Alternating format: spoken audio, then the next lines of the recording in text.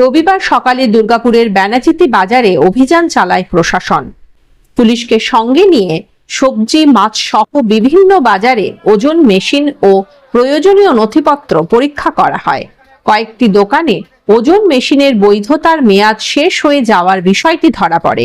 সংশ্লিষ্ট ব্যবসায়ীদের দ্রুত নবীকরণের নির্দেশ দেওয়া হয়েছে। ভবিষ্যতে অনিয়ম ধরা পড়লে কড়া আইনি ব্যবস্থা নেওয়া হবে বলে সতর্ক করা হয়েছে। এদিন এই অভিযান চলে সেন মার্কেটেও।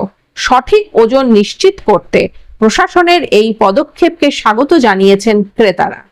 আজকে আমরা মূলত এই ঘোষ মার্কেট যেটা আছে বেনাচিতি, সেটা এখানে আমাদের মূলত পাইকারি বাজারগুলো আছে। প্রথমে আমরা এই সমস্ত পাইকার যারা আছে আলু পেঁয়াজ তাদের কাছে যাওয়া হয়েছিল, সবজি বাজার ঘোরা হলো, মাছ হলো, র্যান্ডম দেখা হচ্ছে আমাদের।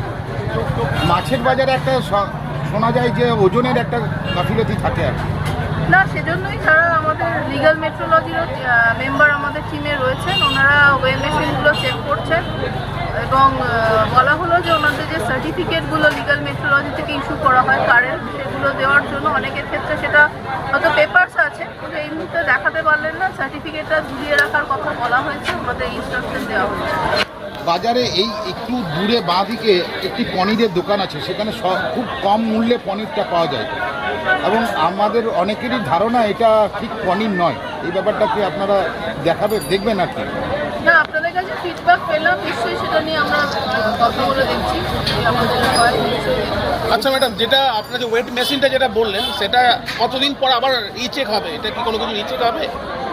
ওনাদের এই বিষয়টা লিগাল মেট্রোলজি দপ্তরে ওনারা যারা যান ওনারা জানেন, এই বিষয়টা ওনারাই ঠিকঠাক করতে পারবেন।